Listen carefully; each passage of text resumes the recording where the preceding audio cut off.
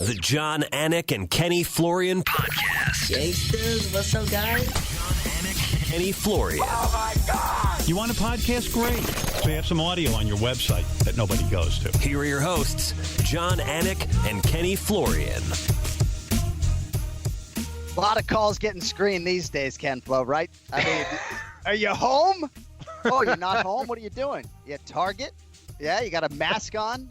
You got gloves on at Target, Ken Flo? Oh, it's Monday. Oh, man. It's March 23rd, 2020, episode 242 of the Anik and Florian podcast. Day 12 for us here in South Florida of what has essentially been total isolation. Ken Flo's still smiling, though. I am still smiling. I get to talk to you. You're the only person I think besides my family that I get to talk to kind of face to face. So Right, this technology is helping us out here. We get to talk some UFC stuff, and I'm excited, man. Lots to talk about. Still, even though there's no fights, lots to talk about. Always.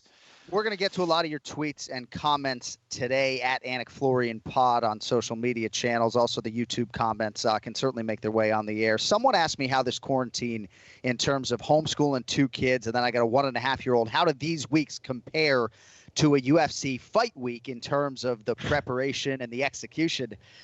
I mean, I think I don't have to say for our audience what is the lesser evil. I mean, there's a lot of hard work to go around, but this is intense being home. And I haven't even missed a show yet, right? Like, I was supposed to have these previous 2 weeks at home and then go to Columbus, Ohio, and obviously I'm staying put. But it's definitely an adjustment, and I think there are a lot of people going crazy, having cabin fever, just dying to go out and go into a building or give someone a hug and just not able to do so. Absolutely, dude. And I would say this. First of all, I hope this kind of gives everyone a little bit more gratitude just for the ability to go outside, and for our own families, just, obviously we have little tastes of it, right? You and I, have the ability to kind of be home for the most part. But the jobs that our wives have as housewives, it's extremely hard. You have that much more respect for what they do. Yeah. It's a lot of work, man. And again, it's been good having this family time, but at the same time, just to go back to your normal schedule and what we do. Routine. I think a lot of us crave routine. You take that for granted, man. Absolutely. Yeah. Homemaker is a brutal gig when you're not homeschooling your children, right? You guys hear me bitch about just doing homework, right? Mm-hmm. And academically, I think there's a lot of gains that can be made in a shorter amount of time, and then try to be outside and, got some guy over to fix the pool. So the kids have been going to the pool a little bit. So we're trying to kill the clock and run the clock as best we can. We'll have some Instagram live stuff for you later in the week. I'll be doing something with ESPN, I believe, on Tuesday. And then we will be doing stuff at Anik Florian Pod. Paul Felder going to get involved later in the week as well. So we're trying to bring some content your way. There are a lot of things going on in the mixed martial arts world in terms of fighters making headlines. And Kenny, I don't want to get ahead of myself, so let's start with the next live event that is on the schedule. It's UFC 249, Khabib versus Ferguson, April 18th. So we sit here like 25 days out. I mean, I was asked many times this week, and I'm a betting man, are you betting on this event happening? And I certainly would land on the side of betting on Dana White. I guess it would seem to me, and this isn't even informed speculation, it's just total speculation, that international might be more likely right now, given some of the gathering restrictions in the States. I still believe like 65% chance this thing happens April 18th, but I find it hard to believe that there's going to be some place in the U.S. 10 is such a tough number, right? Cut man, corner man, fighter, that's 6 right there, and you're leaving 2 corner men in the alley. Well, that's going to say the rest of the teams will have to wait outside. Each one goes in, the other one goes out. It's super easy. I don't know, man. I mean, that is a tough turnaround. Listen, I think it's going to happen. I just don't think it's going to happen on April 18th. I think there's going to be a little bit of delay. I hope it does. I hope Dana, finds a way to make this thing happen. It's a huge fight. This is kind of like Hagler, Hearns, 2 guys in their prime at the top of their game, a fight that is as a lot of people have been wanting to see for a long time. It's a fight that also hasn't happened 4 other times. So, man, you start to believe that this thing is cursed. I hope it isn't. I hope it does happen, and I hope it happens soon. the circumstance, the global pandemic being the fifth thing to get in the way of this matchup. I mean, talk about, stuff you just can't make up. Well, if there's any coach, though, that could get his fighters' attention from the parking lot, it's probably Ray Longo. So let's get to the Ray Longo Minute. It's now time for the Ray Longo Minute. I want you to punch a hole in his fucking chest. That's what I want. The Ray Longo Minute. Starring Ray Longo. The John Anik and Kenny Florian podcast. I value all my conversations with Longo on and off the air, so I regret that I missed his phone call this morning. Good news is we have the voicemail, so here was Ray earlier today on my voicemail. I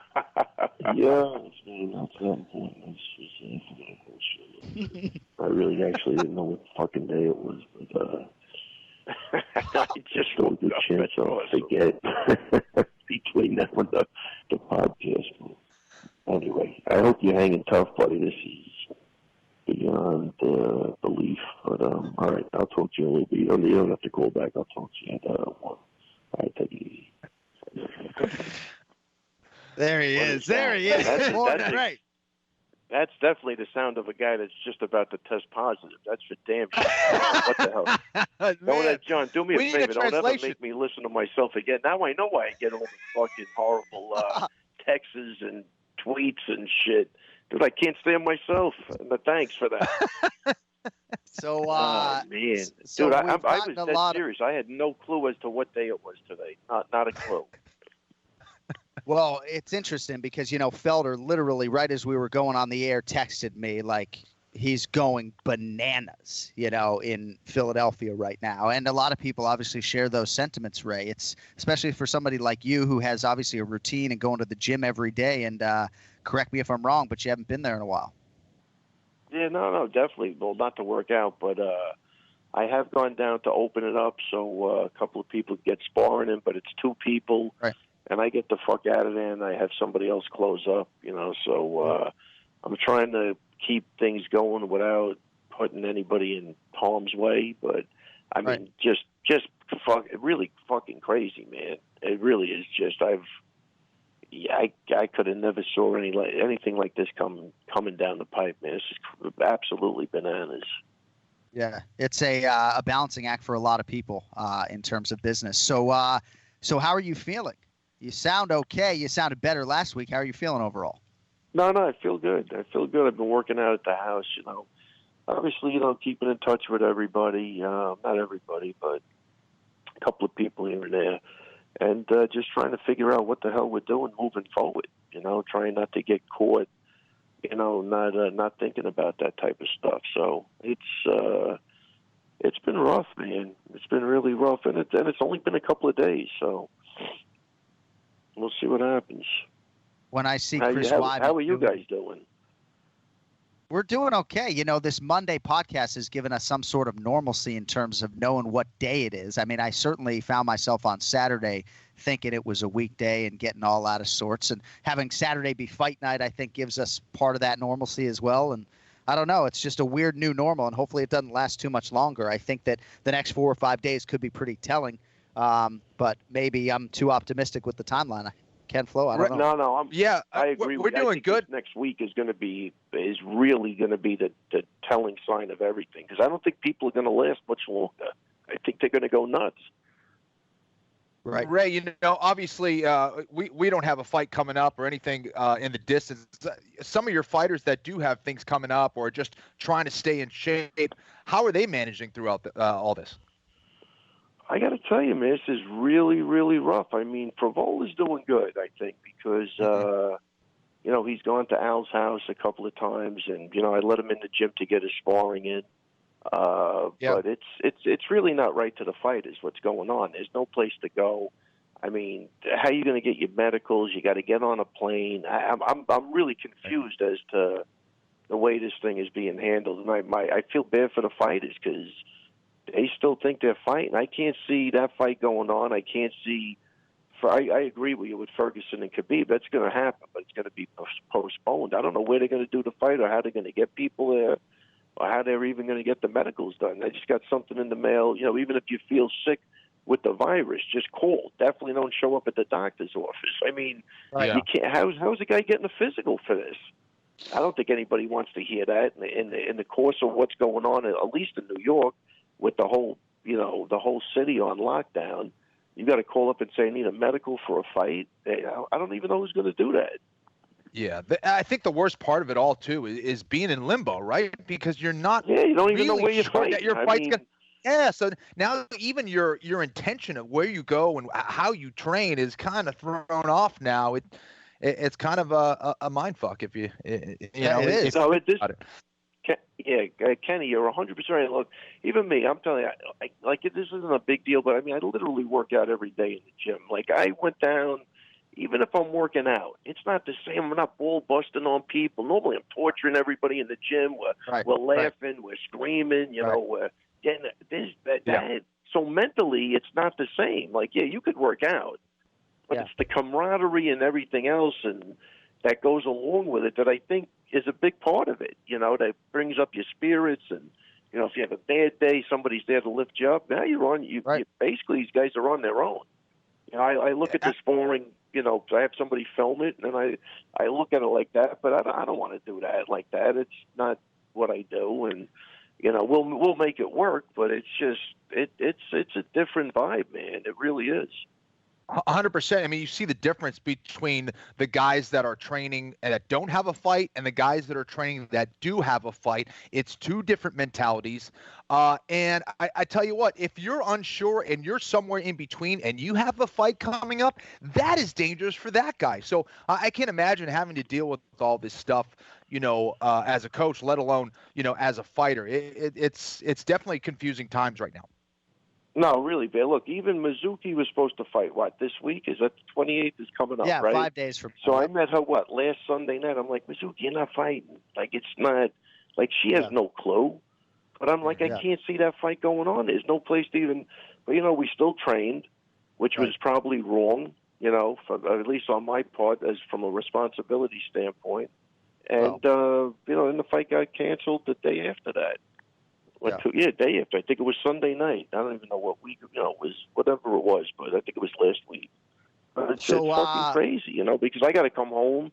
I got a wife and kids, and God forbid you're putting anybody at risk. I mean, it's like it's not about. I honestly believe I would beat it because I feel great, but it's about who I'm going to come in contact with. That's where the responsibility thing gets really crazy. If the information is right, you don't want to be the guy that passes on something like that to somebody that can't deal with it. Who the fuck wants to be that guy? No, of course. I mean, I have close family members that out of necessity have put themselves in great danger, and it kind of is what it is, and they don't like it, and they're trying to do the right thing and satisfy different masters, but it's really hard. So Marcos D'Amata Pahumpa, my former jiu-jitsu coach down here, American Top Team West Palm Beach just closed now through March 29th because of new restrictions in Palm Beach County. So, Ray, Longo Weidman MMA, you're kind of closed to the public indefinitely right now. Like, when do you think you're getting back in there? I will just follow right now. Look, I think we're following the guidelines. At this point, you have no choice, John. It's mandatory closing. So, but New York is more an epicenter for sure than almost anywhere else, and than Florida. I mean, definitely in the U.S., New York's the epicenter. Yeah, they're not letting you open up, so I don't know. We're just following their guidelines. But, you know, the April 1st would be as optimistic as you could possibly be. Right. But I'll tell you, it keeps going like this. There is no Longo Weidman gym. I mean, like, you know. Yeah. Well, I mean, hopefully there's still a Ray Longo minute, you know. Sponsors dropping left and right, but we're still going. Hey, Ray. Well, listen, after listening to my voicemail, I might have to fire myself. That's what's going to happen. Yeah. We got to get Monster Energy. What the fuck was that? I have a tweet here from Cheech Pastiche, Anik and Florian podcast listener. No questions, just thanks. Any chance you can give Ray Longo a topic that will get him riled up? Manic Longo is the best. So trying to figure out what I can ask you to get you fired up.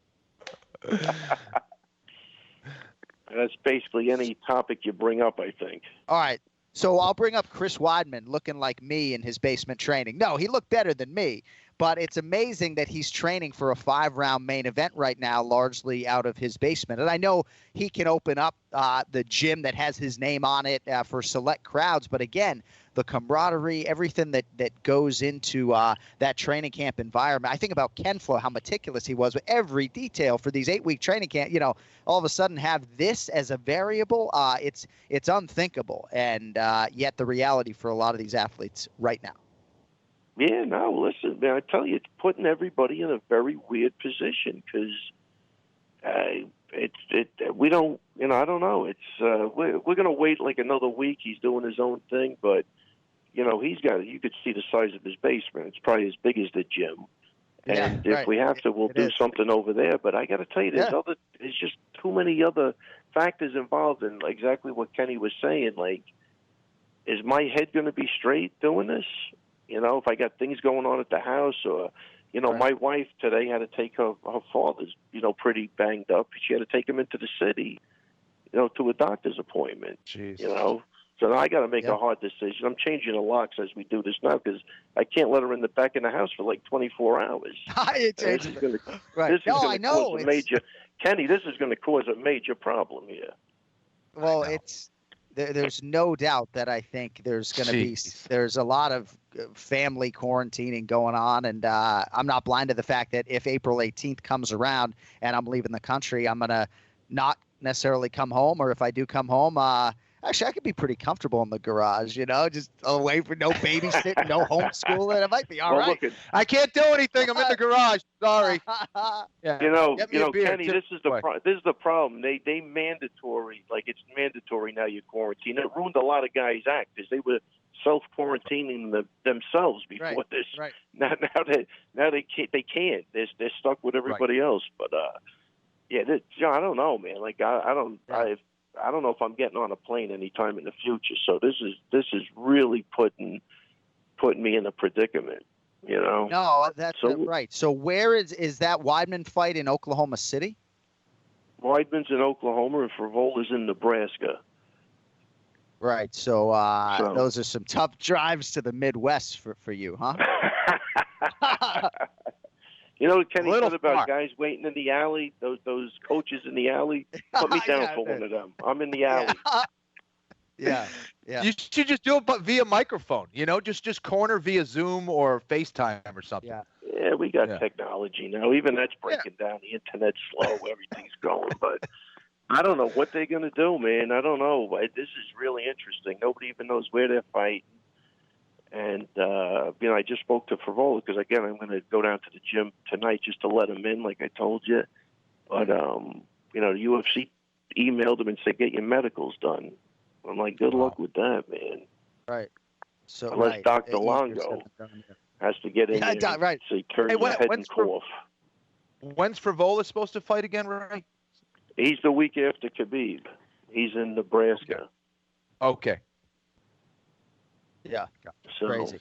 I mean, outside chance, I don't know. The way things are going. Yeah. And it looks like as they're testing, it's only going to get worse right now. Yeah. Yeah, you got to be pretty disciplined with that diet, man. Sitting home, not a lot to do, and got to weigh 186 pounds for Weidman. Nothing easy about it. All right, man. Well, we'll let you get back to it. That's the other problem, John. Like, that's the other problem. My wife says, no, we got the freezers full of food. I'm like, Tostitos isn't food. That's not what I'm looking. This is right. My diet is to shit now. This is horrible. Shit, yeah, I know. Ben and Jerry's doesn't count it.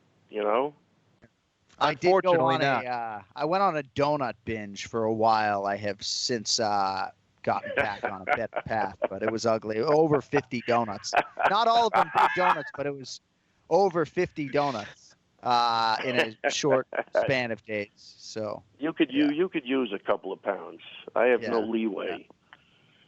Hey, last thing. I'm going to get you out of here on this. Sorry to clear my throat on the air. It's just, it's just been a tough couple weeks, folks, okay? One of our listeners, Bruce Marshall, big fan of the show, relative newbie, 5 years now, an MMA fanatic. If I want to go back and see old fights, what promotion should I focus on, Pride or others? UFC Fight Pass, world's largest fight library. Ken Flo, I mean, what are you watching if you're I mean, I would certainly watch some of Fedor Emelianenko. I might go fighter by fighter. I mean, promotionally, Sengoku Dream, where you sending Bruce Marshall? Man, you know what? I've always been a Pride fanboy, so watching the old Prides, man, are always a lot of fun. Different rule set, longer rounds, and so many of the, for me, the guys that I looked up to, coming up in the game. So definitely check out some Pride fights. Those are special. Takada in a diaper. It's worth it. Exactly. Yeah, hey, Ray, what was the first? Don Fryan, whoever the guy who was punching. Remember that? Whoever he got in fight. the hockey fight with. Watch that fight. Takayama, Yoshihiro Takayama. Yes. The hot one. Classic. Yeah, classic. But I tell you, those old Dan Henderson fights were great with, what's his name? Vandalay. The X-Men. Yeah, Vandalay. I mean, you can't go wrong with those. Fedor, but there's a lot of good fights to go back and watch, man. Zuffa era WEC. That's what I've been doing. Shogun 2005, right? So Ken Flo circa Yeah. 2008. Hey, Ray, what year was the first year that you cornered a mixed martial arts fighter? What year? I'm going to say 68, 69? What was you? it? It was probably UFC 31, I'm going to say. Oh, no, way before that. I don't even know. Probably 90. All right, well, that's your homework for next week. You got a lot of time, I would think, to get me that answer, right? Yeah. I mean, the obvious thing is, no, there is no obvious. There was definitely maybe Shoney Carter against Matt. I go with that. What year was that? 2002. Oh, that was late. And then we were doing shows before that, so yeah, I don't know. Somewhere in the 90s. Yeah. OG. All right, man. Well, clean up that diet, feel well, and we'll talk to you next Monday, all right? All right, guys. Hang tough, man. Stay safe. You too, Ray. Ray Longo Minute every week here on the Anik and Florian podcast.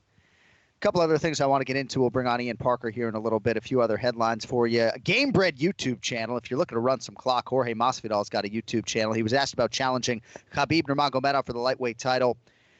George has competed more than a dozen times as a lightweight in mixed martial arts. Hasn't always made weight, if memory serves, but has made weight the overwhelming majority of the time. But here's what he had to say about that Khabib fight.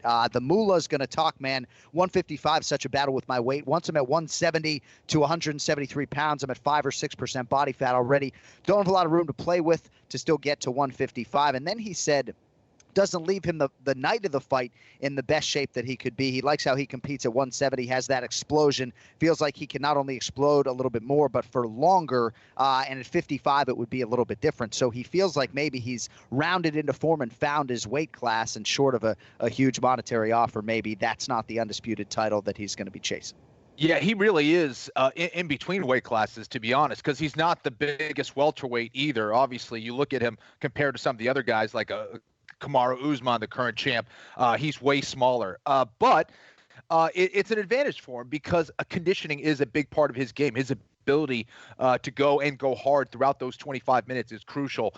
And just like I did at 145 pounds, you just don't feel that same kind of energy and strength. But it's interesting that he brought up Khabib. I think he sees it as a big fight. I think that would be a huge fight.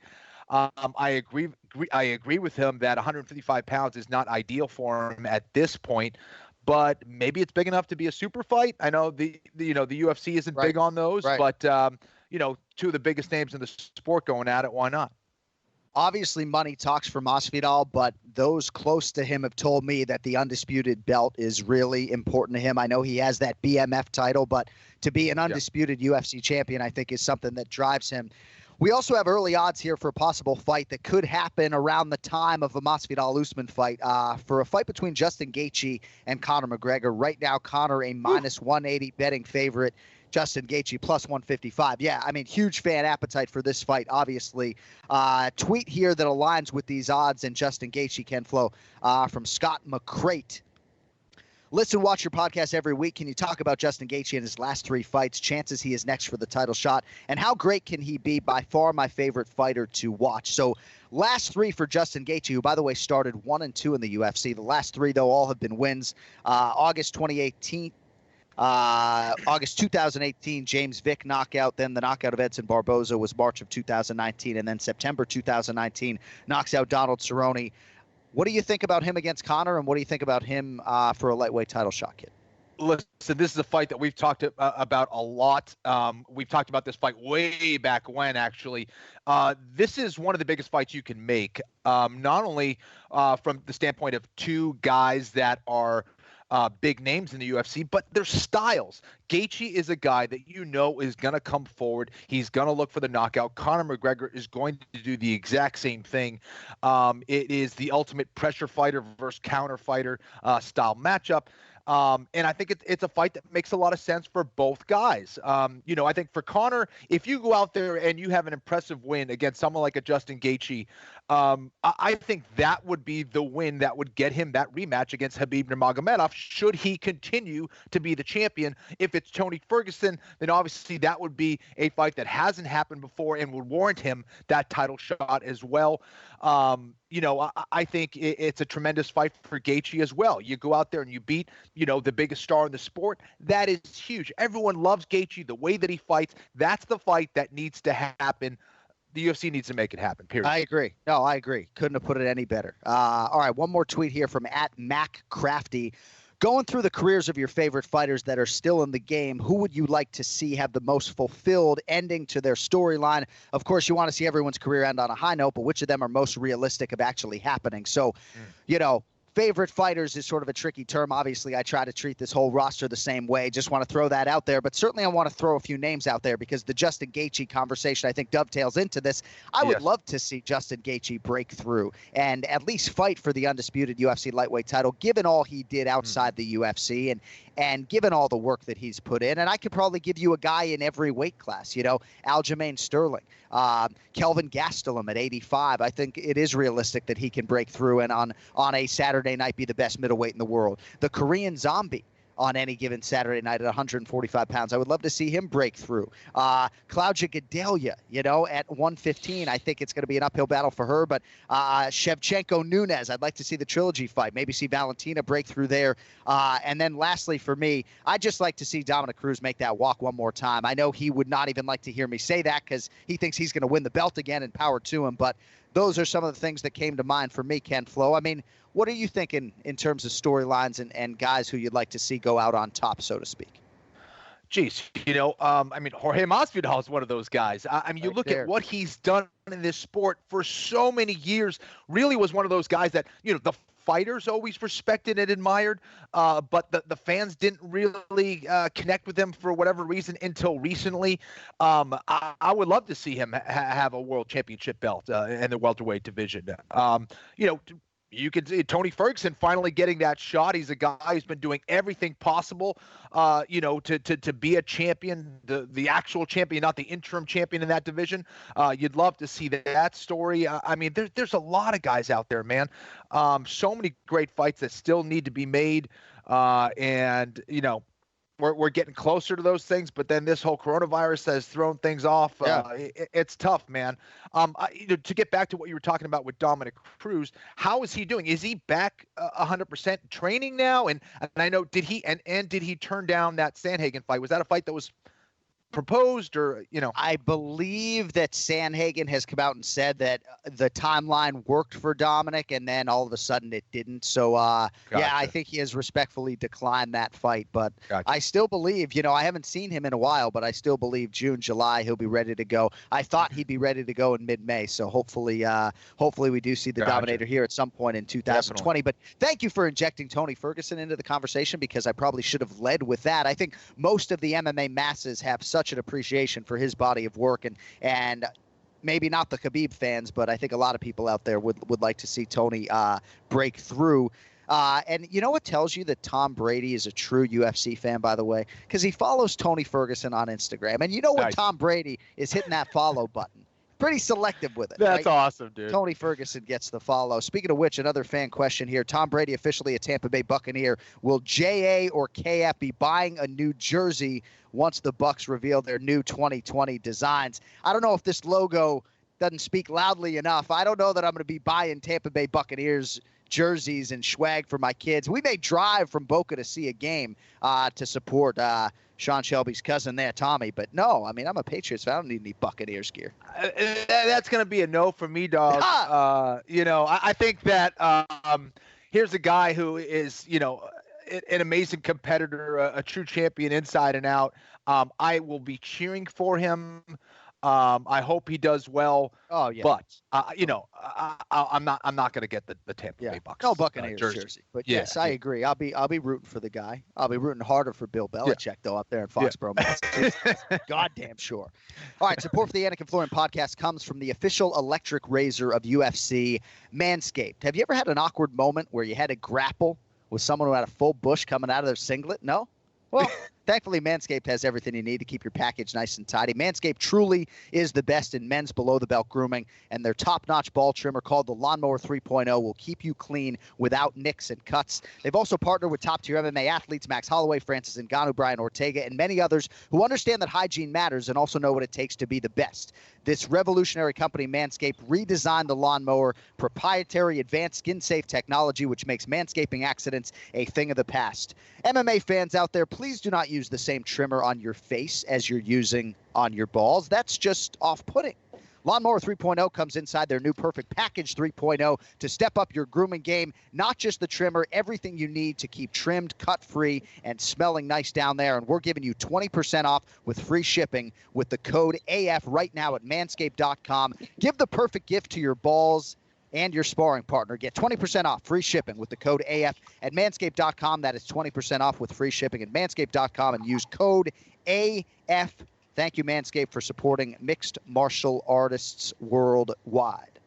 All right, at Parker Cage Hero on social media. Ian Parker now joining us live from his palace in Parkland, Florida. You're so good about engaging fans on social media, responding to the YouTube comments. So the best YouTube comment on this week's episode is going to win a Lawnmower 3.0. I got my Lawnmower 3.0 somewhere here. We got the Manscaped Lawnmower 3.0 right here. Appreciate them staying by this podcast, by the way, with everything going on in the world. So best YouTube comment chosen by Ian Parker on our YouTube channel wins the Lawnmower 3.0. I like it. All right. Ian, before we get to anything you have on Khabib and Tony, the likelihood of the fight, where you think this might go down, today was supposed to be the day that we recap the UFC London show and the main event between Tyron Woodley and Leon Edwards. So I wanted to lead the show with this, but I wanted your input, so I saved it for now. So I dressed up as T. Wood for Halloween, right? Like, I've spent time with his family in Ferguson, Missouri. I've been to his high school. I absolutely love the guy.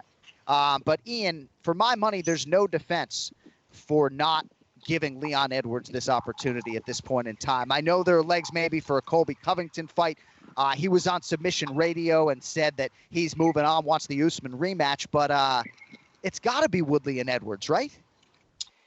Yeah, this wasn't one of those where Edwards pulled out for any other reason other than there's a pandemic going on. This is one of those where, like, you get the mulligan for it. Listen, if they don't give him this fight, that's just criminal. I don't see a reason to put Woodley against Colby Covington just yet. I don't know where Colby Covington in his brain. I know he's got this gimmick going on. There's no reason to give him the rematch against Usman. I think we know it's going to be Usman versus Masvidal. I like Leon Edwards versus Tyron Woodley. And honestly, I want to see Colby Covington versus fucking Gilbert Burns. I want to see some guys, after they lose a title fight, drop down a couple of slots, fight some top competition. I think someone like Burns has earned that. I think Leon Edwards versus Woodley is the right fight to make. I don't really see a reason to book them otherwise. I mean, look, if you're going to pull the fight from Edwards because you're saying he didn't take the fight under whatever circumstance, well, Woodley apparently said yes to Gilbert Burns, but they didn't make that happen either. So it's not like anyone's really at fault here.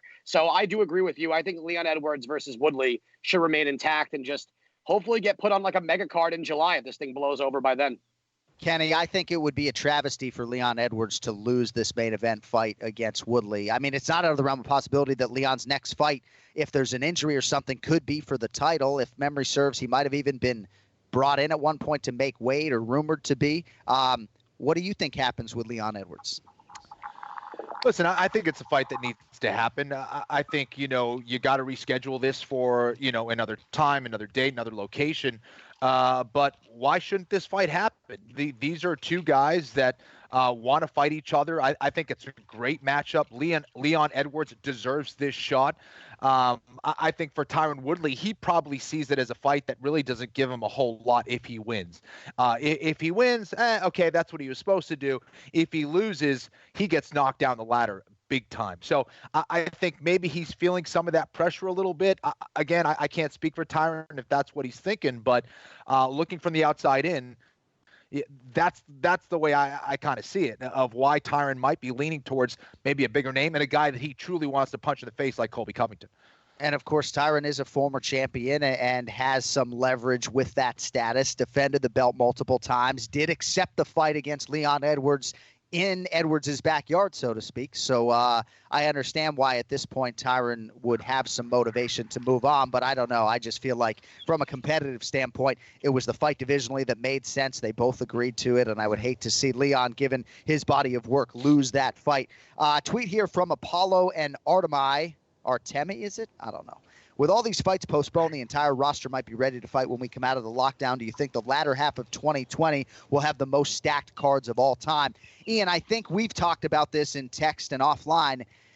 It just depends on how long this delay is, but it's not out of the realm of possibility that UFC 249 could have 3 or 4 main event type fights because guys are just jonesing to get back in there and on the earliest possible date. All of that being said, there are still 13 fights on the card as presently constituted, and you don't want to get into too much reshuffling, you know? Yeah, I think right now we're not – if things were to stop today, you know, we missed, on 2 cards – that's not a crazy amount to kind of, replace and shuffle in there. However, if we get into like July and all these cards are gone, imagine that one card that we get. I heard rumors of like DC and Stipe and Usman and Masvidal on the same card. Right. Something like that could happen, which it usually doesn't. You could have a lot more double title fights as the co-main and main. That's going to be actually. Man, I actually have not even thought about this, but for guys on the bottom tier of the ranks on the prelims are going to have a whole different level of value now because you're going to have main card fighters that are just going to want to fight, and they're going to have to deal with that. So I'm hoping we don't really get too far into the future where we get so delayed that because then it's going to put guys out of work for longer, even though the UFC will be pushing forward. Go ahead, Kenny. It's an easy solution, not to cut you off. It's an easy solution. We have Anik calling the fights from 9 a.m. to about 10 o'clock at night, a 36-fight card. Anik has that. I know. He's up for that. Yeah. Just the research for that. Imagine Anik just completely losing his mind in the week leading up to that. Bro, well, listen, but John, give me anxiety right now. I know. That's why I said it. But he's got the little piss thing, so we know he can do it. I got my Travel John. Pull it out. Pull the Travel John. I'll show you the Travel John really quickly. We're not going to do this every episode, folks, but there's the Travel John, the disposable personal urinal bag with the Lixorb super absorbent pouch. I don't even remember we were talking about right now, but it's fine. Kenfo, my big fear was like a 15 or 16 fight card. You know that's happening. I guess we'll just hopefully just turn and burn and keep going. Double it. We got this tweet here from Kevlar Cook, at Cook Kevlar on Twitter. Which big promotion is most likely to fold as a result of this pandemic? By the way, speaking of this pandemic, Ian, I don't love the background noise, but I understand it's a global pandemic, so I'm dealing with it. So I don't think any promotion's going to fold, Ian. Ian, don't be so sensitive. It's okay. I don't think any major promotion's going to fold. I think there are a lot of network challenges, right? If you're DAZN, right, or you're not putting on live events, if you're the UFC not putting on live events, there are challenges. But I would imagine promotionally everybody's going to stay intact. Ian, what do you think? Sorry, I'm outside. I didn't realize the wind was making that much noise. There's literally no one out here. This is like a ghost community. Everyone is inside. It's fucking beautiful right now. I don't hear anybody. And my sister lives next door. It's great. I don't have to see her at all. Sister-in-law. Sorry, that makes more sense. But, man. I'm sorry. Can you repeat the question? You kind of threw me off with the sound. Well, I don't know that promotionally. Oh, that's right. I got any of the big players in any great danger. I am sort of hopeful that in a month we're talking about fights here. Maybe I'm way too ambitious. No, you know what? Even if we were to go 6 months, let's just say, I think all these companies really have a lot of money. I'm not John, I'm just trying to have you do a complete 24-hour card that you have to call straight. That's my goal right now. No, but I'm saying, though, there's a lot of companies out there, even movie theaters spoke about this, that if they were out, they have money up to 2 years where they can function without folding under. So when you have companies like the Zone and the UFC, and other major broadcasting, I think they're good. I'm not worried about any of them really folding, and even the regional circuits, if you want to go into that much depth, their cost only happens when they're renting out space, and as long as they're not spending money, they're not losing money. So I don't think anyone's really in danger to that extent. Maybe the valuation on the UFC because of Endeavor, but their IPO is not even out yet. So they should be fine. Hey, Kenflo, got a tweet here from UFCCC. Any cardinal rules when it comes to commentating? Like if someone was about to walk out for their first gig, what would the few key things you would mention to them? Be safe out there. What do you think? If they were about to make their UFC debut, what would I tell them to They were focus about on? to make their commentating debut. Yes. What would you tell them? You probably don't want to put too much in their head walking out there to grab a microphone for the first time. I mean, what would you tell them? Well, I would say this. I think it depends what role they're in, right? If they're in my role, I guess going out there and, first of all, doing your research the best that you can, knowing the fighters, and then just talking like you're talking about fights. It's something you love to do, giving people an insight into a conversation between you and your buddy. I think making that as educational and as exciting as possible, finding that balance, I think, is key. I like that. I would just say less is more, to quote our late, great pay-per-view producer, Bruce Connell. Touchdown Titans. Sometimes that's all you need. So I would say less is more, and try to play to your strengths. Like, I will never be a lifelong martial artist. I hate jiu-jitsu class. I've skipped it 33 straight weeks, and it's far away. But if they have beginner's classes at Coconut Creek, I will go, and I'll start to go weekly. Maybe we'll find a little no-gi. Maybe we'll wear like a rash guard instead. It's because Pahumpa's like, you can't tie your belt yet. It's like, no, I can't tie it. Have it stay for the whole class. Is this just pain? You got to work. You got to work on that belt, man. Come on. I got a lot of time now. You would think. I know. Got mats. But you have no one to train with now. Otherwise, I got daughters. I got Ian Parker, but I don't want to. I don't know if he has socially distanced himself to a great enough extent. He looks kind of Corona-y. Socially distant. Look at this right now. I'm as fucking distant as they get. Look at the palace there. The palace. Stop. No, I've been socially. Dude, you'd be so proud. There was 12 kids in my cul-de-sac, and I was like Boo Radley from To Kill a Mockingbird. I was like throwing things at them to go inside. I'm not having it. I thought Parkland was the name of the city he lived in, not just his estate. Yeah, that's good. That was a compliment from TJ. Oh, I missed you. That was good. That was good. That was good. Tweet here from Blake at Woolman7242. What are your post-fight rituals for once you get back to your hotel room after such a long broadcast? So PG-13 version here, about 4,000 calories, I would say. It's a lot about calories at that point, as Kenflo can attest. I squeeze into that little suit. I do cardio like 7 straight days before the show. And then Kenny, I probably put on 5 pounds from the time I get off the air to the time I go to the airport. Hey, that's for the most part. But, dude, we've been together in certain cities where everything is closed up. That is right. And we can't eat anything. You and I are just sitting there with our thumbs in our mouths, just talking. And we do. We suck our thumbs when we can't get food after the fight. That's what we do. Ian, I'm going to throw this one your way from Jimmy Lawson. When will UFC start using a commentator who live scores again? Feels like a no-brainer now that you're using 3-man booths regularly. It delegitimizes otherwise great calls you and Joe have had on recent fights when nobody can articulate who might have won a close championship fight. So I understand the value of having some talking head on the broadcast, even a Trevor Whitman type maybe, who is solely focused on scoring. But as Ken Flo can attest, and Ian, I'm sure you can speak on this, there's just so much else going on in your ear and otherwise with broadcast formatics. I know fight fans are probably like, well, you should be focusing on the fight. And we are focused on the fight, but not always focused on scoring individual strikes, as Joe Rogan has said, ad nauseum. Ian, what do you have? Yeah, no, I mean, it's an interesting question. I just couldn't picture you or Joe, whoever is, part of your team at the time. It wouldn't be the play-by-play guy. It would No, I know. I'm just saying whoever was in the booth in general. Like you said, even as someone from the outside looking in, there's so much going on constantly on a production standpoint, all the things you guys got to throw out there. I think it would have to be like a Trevor Whitman type of situation if they were to do that. But that would be challenging. I couldn't. And plus, sometimes guys that are there with you have partners or friends that are fighting. It could be a little biased here and there. So I couldn't see that happening anytime soon. That would be that'd be a real challenge.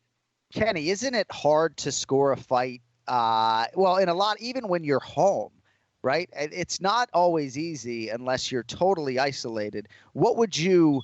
I mean, I know you'd say yes because you're a company guy, but if the UFC asked you to score the fights while you're commentating and put your scorecard on the screen, that's a lot, I think, to ask of a commentator. I know promotions do it. I think it's a lot to ask of an analyst.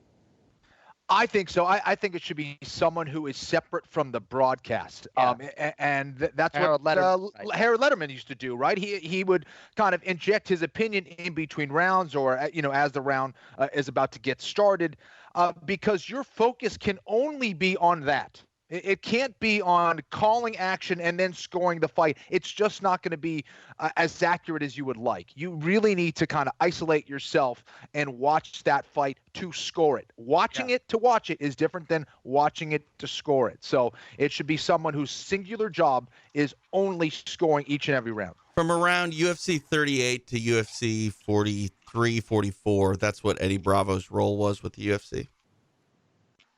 And what are your recollections of that, TJ, in terms of its value? It was solid. I think, MMA was still in that adolescence period, from being covered as a whole sport. So it wasn't executed, quite the way that I think it would be today. But, I miss it. I like to, hear an expert who is doing nothing but scoring the fight, show the hands of the potential judges, but at the same time, just because you get a guy that's pretty educated scoring fights and only doing that doesn't mean that we're, clued in at all anymore on how the judges are actually seeing it.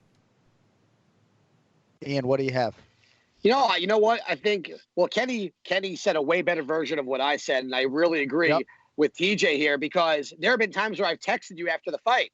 And when one of the guys who's doing it with you makes a comment about what he thought the rounds were, and I say, what was he watching? Because sometimes they're completely off, and it's not their fault. Both Kenny and TJ are saying what they're saying is right. It's the isolation thing. If that's your sole purpose and sole focus to do the scoring off to the side, it can work, and it could be an entertaining factor. But if it's while distractions are going on, it's gonna be off because if they're not right, it's a really bad look. And Trevor Whitman's focus is trying to enhance the broadcast from an audio and visual perspective, so he's not going to be your guy. You need the people's judge, to Kenny's point, like a Harold Letterman type, ideally who's not even in the arena, who could just be piped in audio-wise. I do think one of the pitfalls you have, though, is that the people's judge comes on and gives his scorecard, and then maybe an analyst goes back at it. It becomes sort of a big part of the narrative, and then you're not talking about mixed martial arts. You're talking about, who's winning all the time. So sometimes I feel like the broadcast can get way away or just go way down the scoring path, but we probably spend a little bit too much time on that as well. This one from Dennis Donahue. Can I get a shout out to DS from Ken Flo? I always tell people Kenny is the biggest sports star to come out of Dover Sherburne. Excuse me for fucking that up.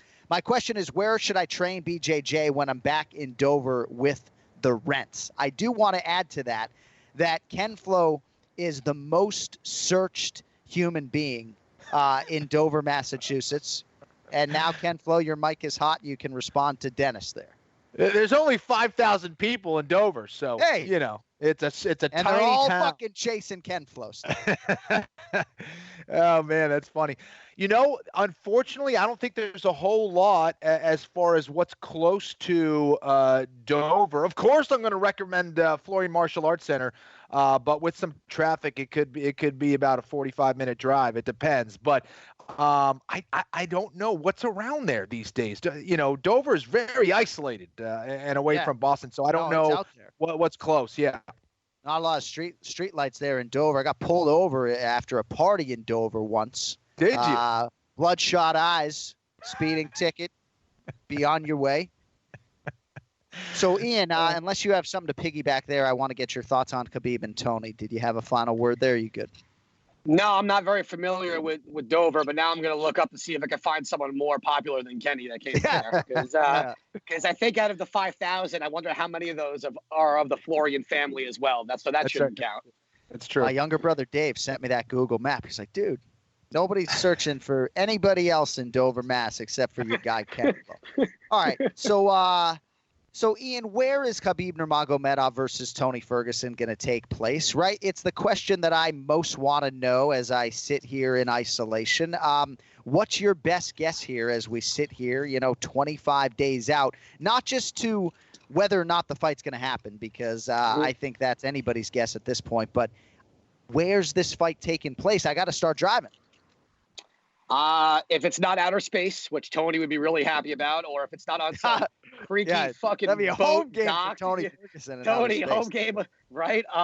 If it's not on some boat just docked somewhere like the gangs in New York, I think it's going to happen in the Apex in Vegas, because I think what they said was their suspension was up, like the end of March or 2 weeks into April, so they'll have time to really put it together there. I think that was kind of the loophole why Dana is still pushing towards that situation. So if it was my guess right now, unless Dana has some sort of invisible plane and he gets his boy Trump to let him fly out of the country, he puts all the fighters, he puts all the crew on his fucking private jet, they fly to Dubai, unless they have just one fight. Is it just going to be Tony versus Khabib in another country, just one fight card like JDS versus Cade on Fox? I don't even know what's going to happen, because I don't at this point, it's crazy. They're going to have this fight no matter what. And if it's just the two of them fighting by themselves in Khabib's basement in Russia, they'll fucking do it. Well, let me ask you this. That's the fight you want to pay for anyway.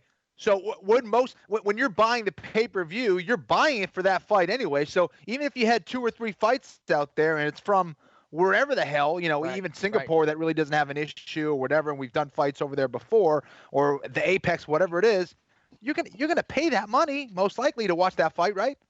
And I say you do fuck it. Best 2 out of 3. They both got the cardio, First time ever an Iron Man MMA match, Tony versus Khabib. That would be fucking sick. Just a little glue for Tony. It'd be fine. So I think the UFC Apex is most likely. I really do. And I wouldn't be surprised if they're building like isolation booths in that UFC Apex right now. Glass going up to the ceiling of the octagon, whatever it takes. But I do believe that having their own arena and their own compound and campus, I don't know. I just think that somehow, some way, the big date I think right now is this Wednesday, March 25th, and a lot of you will be watching or listening to this after the fact, but that is when the Nevada State Athletic Commission will reconvene, and, who knows if you get a mid-April clearance date. Obviously, the gathering has to be less than 10 people, I think, right now, but we'll see. We'll see how it all plays out. All right, before we let you go, early lean on the fight. I mean, Khabib Nurmagomedov is the betting favorite right now. We'll start with Ian and then get to Ken Flo. I don't need a prediction here. I was actually going to get your Ngannou Rosenstrike prediction because that's the fight that was supposed to be happening this weekend. But Khabib, Tony, early lean in. Are you going to bet the fight? Have you done so already?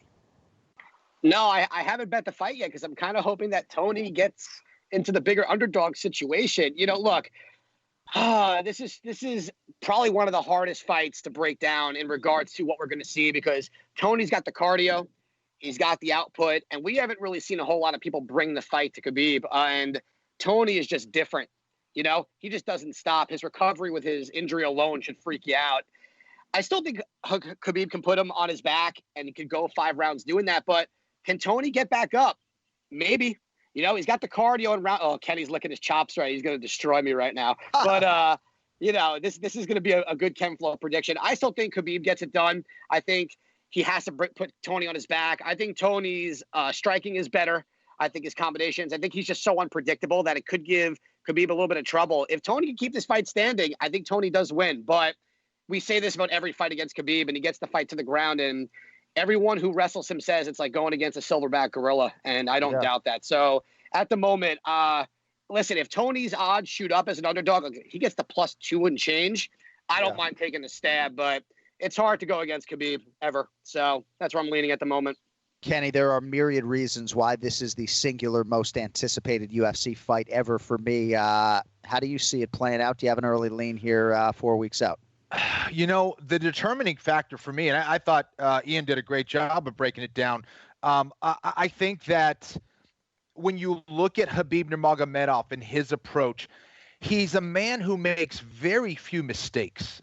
That is his strength, and it could potentially be his weaknesses as well. And I'll tell you why. Have you guys ever seen Khabib really hurt in a fight, really had to come back and do a gut check and come back to win that fight? Have you ever seen him in that situation in his whole mixed martial arts career? No. One time maybe against Michael Johnson for a split second. Yeah, that was a split second, right? Okay. Now, what about Tony Ferguson? Have we seen that? Have we seen that guy come back from almost death? Yeah, he's done it several times. Lando, right against He's done it several times. He's done it several times. Edson Barbosa had him hurt at one point. Even what was it? Maybe 2 fights ago. Well, either way, we've seen it many, many times. You don't really know how someone's going to react to something like that. I'm not saying Khabib is going to fold all of a sudden. He absolutely is a tough guy. I expect him to come back from things like that. But experiencing something like that in a huge fight is something you're never quite sure of how a fighter is going to react in that situation. We know how Tony's going to react. We don't really, really know how Khabib's going to act. And Tony Ferguson is the kind of guy. The way he beats you is not by knockout, it's not by TKO, and it's not by submission. He breaks you from the inside out. He breaks your will. He torches you. He makes you suffer to the point where you start to doubt yourself of whether you can actually continue fighting an absolute savage in front of you. And Tony Ferguson is the kind of guy, and we know this, and this is no exaggeration, this is not hyperbole. He will die in that octagon. He's willing to do that. He's not going to tap. And he's not going to go down without completely being asleep. That we know in Tony Ferguson. So that's what makes this fight so interesting. Yeah. And that's what makes this also kind of hard to predict. You got to assume Khabib Nurmagomedov, undefeated at this point. You know exactly what he's going to do. You can't stop him anyway. He's wrestling, and his positional game is tremendous. That's how he's going to win this fight. That's how he wins every single fight. Can he do that against Tony Ferguson? Yes, sure, absolutely. But Tony Ferguson can create chaos in the octagon like no other. Yeah. And he has the ability to come back from certain death many times. And when you see a guy and you think you're going to beat him and he gets back off the canvas again and again and again, that alone can defeat a lot of men. Well, you're not sure if you're actually fighting a man or some kind of dark force. Right. And Tony Ferguson is just that. Yeah, he is the dark force. Ken Flo, you're making my balls tingle, bro. This fight's gonna be sick. Dude, Kenny just went nuts.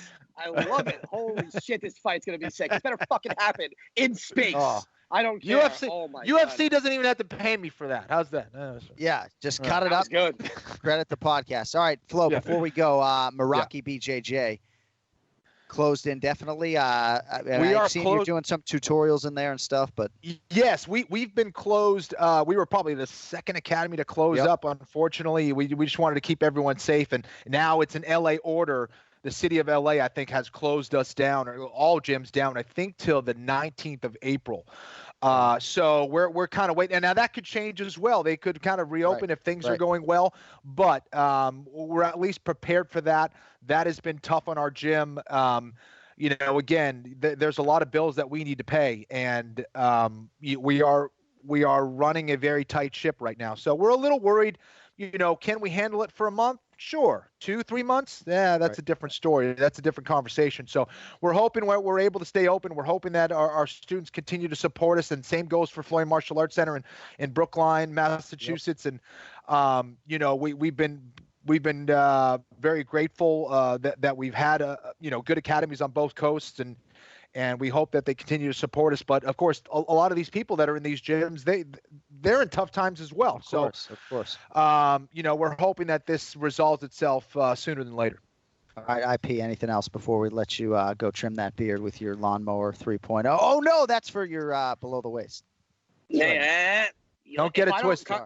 If I don't come out of this quarantine looking better than Tom Hanks from Castaway, I'm going to be so mad. I want hair down to here. I want the beard. I want everything. No, I look terrible even now. Hey, I'm leaving right now. I heard when you're a dickhead, you can use the lawnmower on your face.